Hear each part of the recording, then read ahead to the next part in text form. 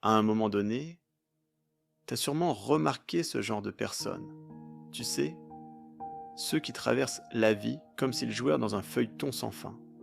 Un mec les coupe en voiture, c'est un affront personnel. Un pote met trop de temps à répondre, c'est une trahison. Le barista se plante dans leur commande, catastrophe. Et puis, t'as les autres, ceux qui semblent intouchables, presque mystiques, ils traversent le monde comme une brise, calmes, imperturbables. Quelqu'un les insulte, ils haussent les épaules. Un imprévu, ils s'adaptent. On dirait qu'ils vivent sur une autre fréquence que le reste du monde. Mais alors, qu'est-ce qu'ils ont compris que les autres n'ont pas? Parce qu'il faut être honnête, la plupart des gens vivent comme des flippers humains. Ça rebondit d'émotion en émotion, complètement à la merci de ce qui les entoure. Il pleut, ils sont déprimés, quelqu'un ne répond pas, leur estime de soi s'effondre, un inconnu les regarde de travers, ils y pensent pendant 3 heures, on l'a tous déjà fait, même toi, même moi, pas en permanence, mais suffisamment pour savoir ce que ça fait.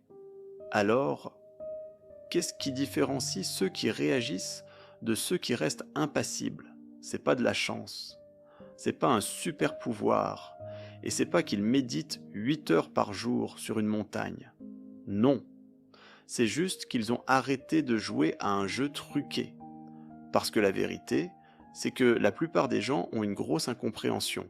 Ils pensent que c'est le monde extérieur qui contrôle leurs émotions, alors qu'en réalité, c'est l'interprétation qu'ils en font qui crée toute la douleur. Prenons un exemple. Quelqu'un te fait un doigt d'honneur dans les bouchons. Deux options. Option A. Tu le prends perso, ta journée est foutue. Option B. Tu te dis qu'il a sûrement une vie pourrie et tu continues ton chemin. Même événement. Deux vécus complètement opposés. La seule différence, la signification que tu y mets. Et c'est pareil pour tout. Ce commentaire méchant, il n'a de pouvoir que si tu lui en donnes. Ce rejet, il ne fait mal que si tu le laisses te définir.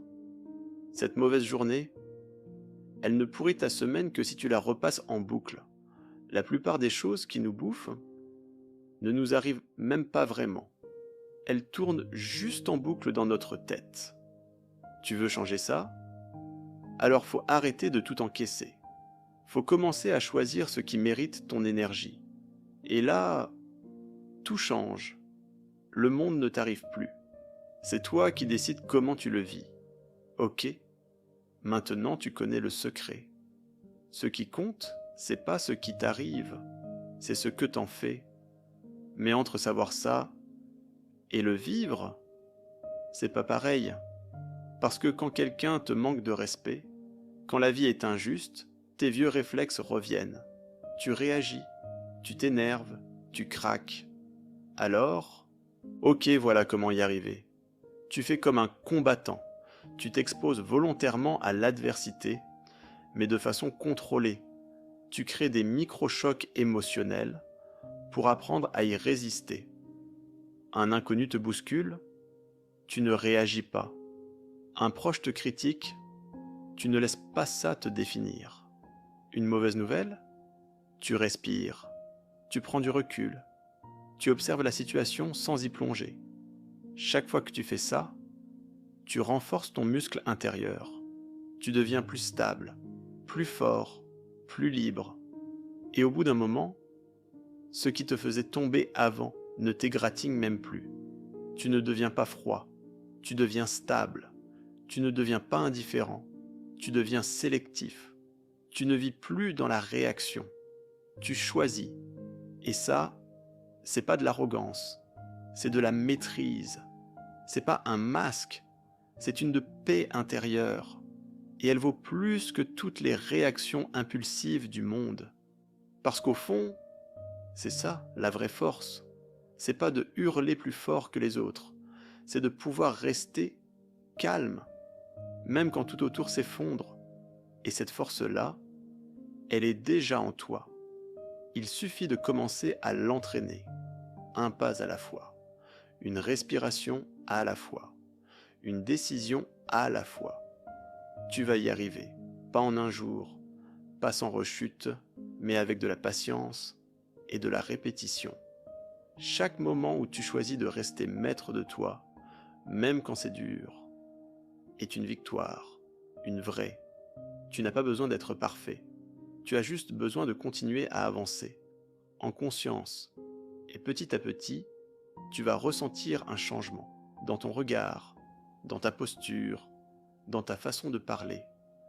Les gens ne sauront pas dire ce qui a changé, mais ils le sentiront. Toi, tu sauras.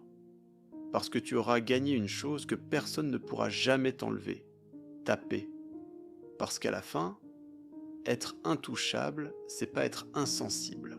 C'est juste savoir choisir ce qui mérite vraiment ton énergie. Et quand tu arrêtes de réagir à tout, tu commences enfin à vivre selon tes propres termes.